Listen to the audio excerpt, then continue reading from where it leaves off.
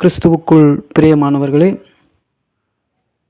தினம் ஒரு ஓமை என்கின்ற இந்த தியான பகுதிக்கு நான் மீண்டுமாய் உங்களை வாழ்த்தி வரவேற்கிறேன். இந்த நாளிலும் நாம் பார்க்க இருக்கிற தலைப்பு என்னவென்று சொன்னால், இயேசுவின் உறவுக்காரர்கள் என்கின்ற ஓமை குறித்து நாம் ஆராய்ந்து பார்க்கும்படியாக அழைக்கப்பட்டிருக்கிறோம். அதற்கான வசனத்தை நான் வாசிக்கிறேன். மத்தேயு 12ஆம் அதிகாரம் 46 50 வரை நான் வாசிக்கிறேன்.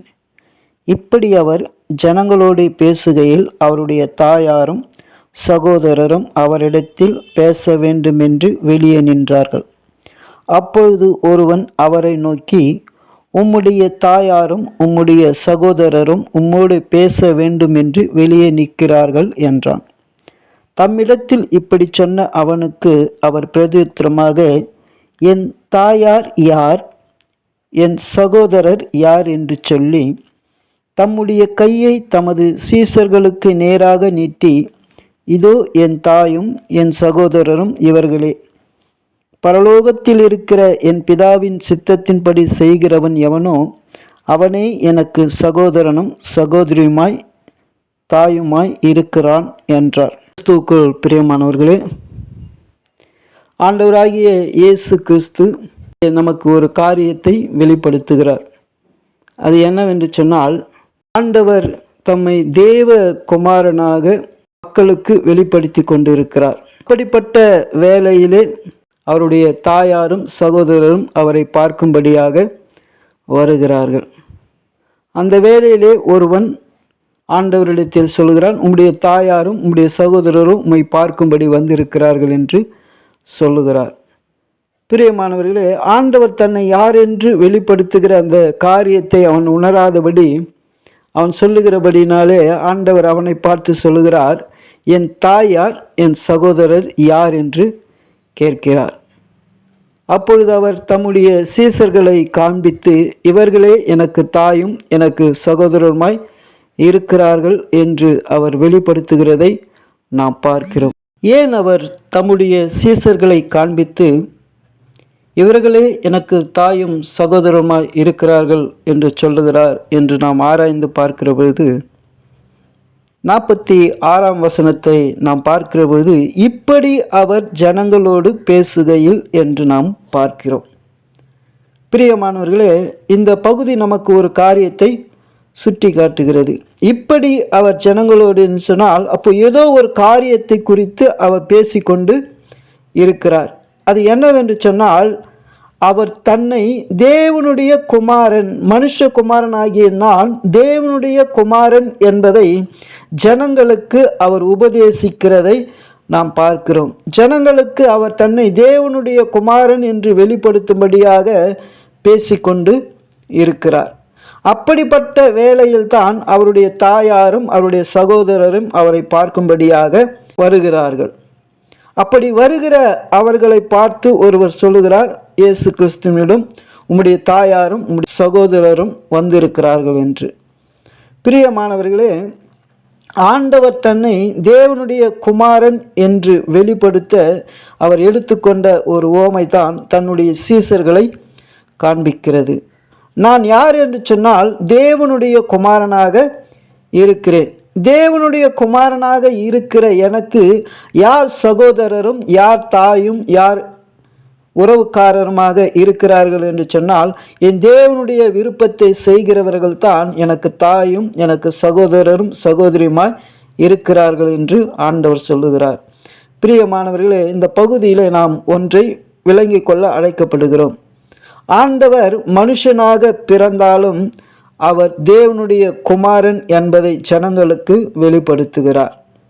இந்த மனுஷனுடைய பார்வை அவர் மனுஷனாய் பிறந்தபடியினாலே அவருடைய தாயாரும் அவருடைய சகோதரரும் வந்திருக்கிறார்கள் என்று சொல்லுகிறார். ஆனால் ஆண்டவர், நான் மனுஷனாக பிறந்ததினாலே நான் இவர்களுக்கு உறவுக்காரன் அல்ல, நான் தேவனுடைய குமாரன் என்பதை நீங்கள் உணர்ந்து கொள்ள வேண்டும். நான் தேவனுடைய குமாரனாய் இருக்கிறபடினாலே இந்த மாம்சத்துக்குரிய பார்வையிலே என்னை பார்க்காதீர்கள். இந்த மாம்ச உறவுக்காக நான் வரவில்லை. நான் வந்ததெல்லாம் தேவனுடைய சித்தத்தை நிறைவேற்ற வந்தேன். ஆகையினால் நான் தேவனுடைய குமாரனாக இருக்கிறேன். ஆகையினால் நான் தேவனுடைய குமாரனாக இருக்கிறபடினாலே யாரெல்லாம் தேவனுடைய சித்தத்தை செய்கிறார்களோ அவர்களெல்லாம் எனக்கு தாயும் சகோதரமாய் இருக்கிறார்கள். நான் மாம்சத்துக்குரியவன் அல்ல, நான் தேவனுக்குரியவன் என்பதை ஆண்டவர் இங்கே வெளிப்படுத்துகிறார். பிரியமானவர்களே, அவர் ஒவ்வொரு இடத்திலும் தன்னை தேவனுடைய குமாரன் என்று வெளிப்படுத்துகிறதை நான் உங்களுக்கு சுட்டி காட்டுகிறேன். மத்தேயு 9ஆம் அதிகாரம் 6ஆம் வசனத்திலே நாம் பார்க்கிற பொழுது, பூமியிலே பாவங்களை மன்னிக்க மனுஷகுமாரனுக்கு அதிகாரம் உண்டு என்பதை நீங்கள் அறிய வேண்டும் என்று சொல்லுகிறார். 9ஆம் அதிகாரம் 14ஆம் வசனத்திலே பார்க்கிற பொழுது, யோவானுடைய சீஷர்கள் அவரிடத்திலே ஒரு கேள்வியை கேட்கிறார்கள். நாங்கள் உபவாசிக்கிறோமே, உங்கள் சீஷர்கள் உபவாசிக்கிறது இல்லையா என்று அவர் கேட்கிற பொழுது 15ஆம் வசனத்தில் ஆண்டவர் சொல்கிறார், அதற்கு இயேசு, மணவாளன் தங்களோடு இருக்கையில் மணவாளனுடைய துயரப்படுவார்களா என்று சொல்லுகிறார். மணவாளன் என்று சொன்னால் தேவனுடைய குமாரன் அவர்களோடு இருக்கிறார். தேவனே அவரோடு இருக்கிற பொழுது அவர்கள் துயரப்பட வேண்டிய அவசியம் கிடையாது. தன்னை தேவனுடைய குமாரன் என்று ஆண்டவர் இங்கே வெளிப்படுத்துகிறார்.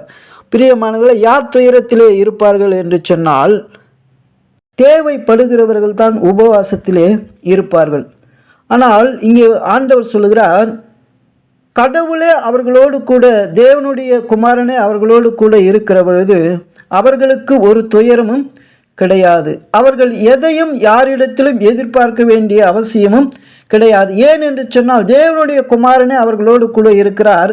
இப்பொழுது அவர்கள் மகிழ்ச்சியாய் இருக்க வேண்டியதுதான் அவர்களுடைய வேலை. துயரப்பட வேண்டிய அவசியம் கிடையாது. ஏனென்றால் அவர்களுடைய துயர்களை நீக்குகிறவர் அவரோடு கூட இருக்கிறார் என்று சொல்லுகிறார். அப்படியானால் இங்கு ஆண்டவர் சொல்லுகிற காரியம், தேவனுடைய குமாரனே இருக்கிற பொழுது அவர்கள் உபவாசித்து துயரப்படக்கூடிய வேலை அவர்களுக்கு கிடையாது என்று சொல்லுகிறார். மத்தேயு 12ஆம் அதிகாரம் 6ஆம் வசனத்திலே நாம் பார்க்கிற பொழுது, தேவ ஆலயத்திலும் பெரியவர் இங்கே இருக்கிறார் என்று சொல்லுகிறார். பிரியமானவர்களே, தேவ ஆலயத்திலும் பெரியவர் யார் என்று பார்க்கிற பொழுது அவர் தேவனாகத்தான் இருக்கிறார்.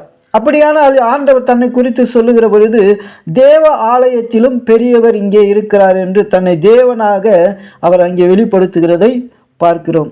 8ஆம் வசனத்தில் நாம் பார்க்கிற பொழுது, மனுஷகுமாரன் ஓய்வு நாளுக்கும் ஆண்டவராக இருக்கிறார் என்று சொல்லப்படுகிறது. ஓய்வு நாளை உண்டாக்கினவர் கடவுள்தான். ஆனால் ஓய்வு நாளை உண்டாக்கினவர் அந்த ஓய்வு நாளுக்கும் ஆண்டவராக இருக்கிறார். அப்படியானால் இயேசு கிறிஸ்து தன்னை சொல்லுகிற பொழுது மனுஷகுமாரன் ஓய்வு நாளுக்கும் ஆண்டவராக இருக்கிறார் என்று சொல்லுகிறார். தன்னை தேவன் என்பதையும் தேவனுடைய குமாரன் என்பதையும் இங்கே தம்முடைய ஜனங்களுக்கு அவர் வெளிப்படுத்துகிறதை பார்க்கிறோம். அதே 12ஆம் அதிகாரம் 22ஆம் வசனத்தில் பார்க்கிற பொழுது, குருடும் ஊமையமான ஒரு ஆவியை பிடித்த மனுஷனை அவர்களிடத்தில் கொண்டு வருகிறார்கள். அந்த பலவானை கட்டுதல் என்கின்ற அந்த ஓமையிலே ஆண்டவர் சொல்லுகிறார், நான் தேவனுடைய ஆவியினாலே பிசாசுகளை துரத்துகிறேன் என்று சொல்லுகிறார். 32ஆம் வசனத்திலே, எவனாகிலும் மனுஷகுமாரனுக்கு விரோதமான வார்த்தையை சொன்னால் என்று பார்க்கிறோம். தன்னை தேவனுடைய குமாரன் என்று சொல்லுகிறதை பார்க்கிறோம். 41ஆம் வசனத்திலே இங்கே பார்க்கிறது, இதுதான் ஆண்டவர் இங்கே சொல்லி கொண்டு வருகிறார்.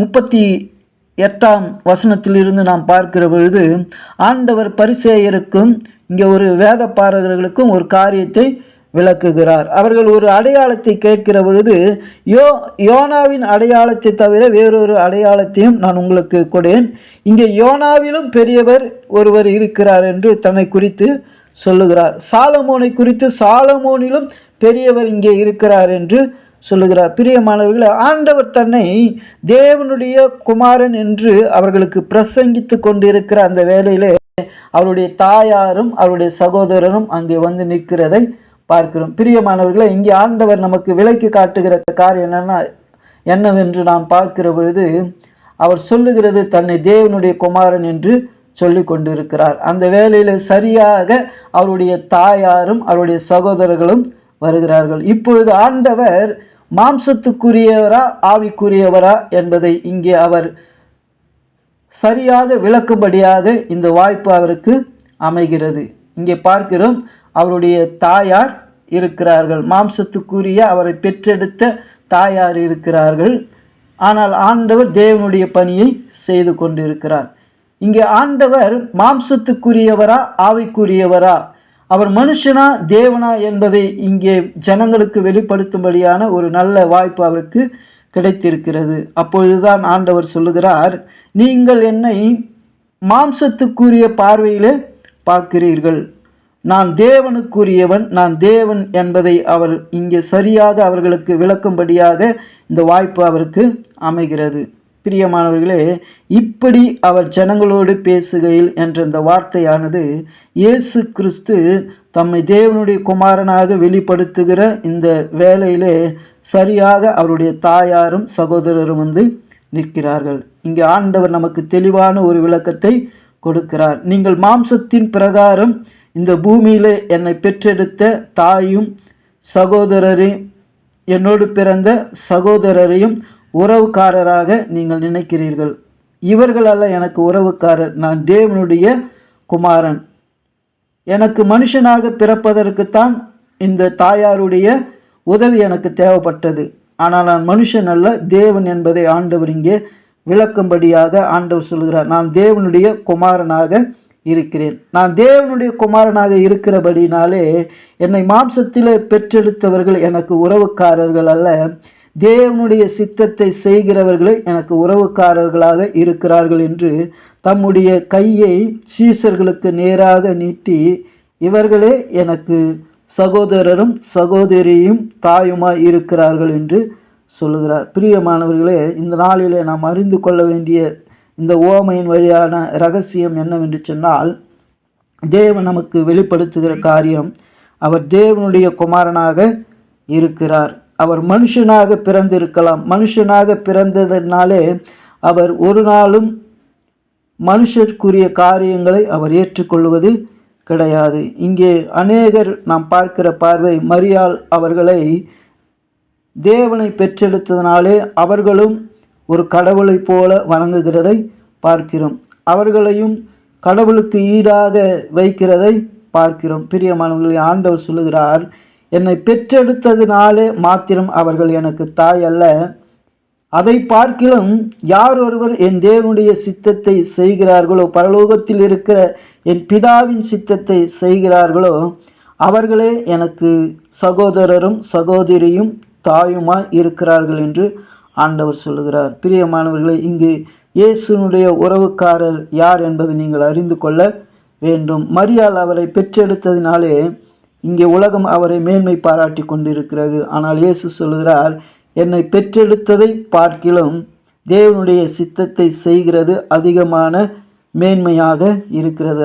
அப்படிப்பட்டதை செய்கிறவர்களே எனக்கு தாயும் சகோதரரும் சகோதரியுமாய் இருக்கிறார்கள் என்று ஆண்டவர் சொல்லுகிறார். பிரியமானவர்களே, நீங்களும் கூட சிந்தித்து பாருங்கள். நம்முடைய காரியங்களில் நாம் மாம்சத்துக்குரிய காரியங்களை செய்கிறோமா, ஆவியின்படி ஆண்டவரை பார்க்கிறோமா என்பதை நமக்கு ஒரு கேள்வியாக இருக்கிறது. இன்றைக்கு மாம்சத்திலே நாம் அநேக காரியங்களை ஆண்டவருக்கு செய்து கொண்டு இருக்கிறோம். ஆனால் ஆண்டவர் ஆவியிலே தேவனுடைய குமாரனுக்கு பயந்து, தேவனுக்கு பயந்து நாம் வாழ்கிற வாழ்வை நம்மிடத்திலே எதிர்பார்க்கிறார். பிரியமானவர்களை, பரலோகத்தில் இருக்கிற பிதாவின் சித்தத்தின்படி செய்து நாமும் அவருக்கு சகோதர சகோதரிகளுமாய் இருப்போம்.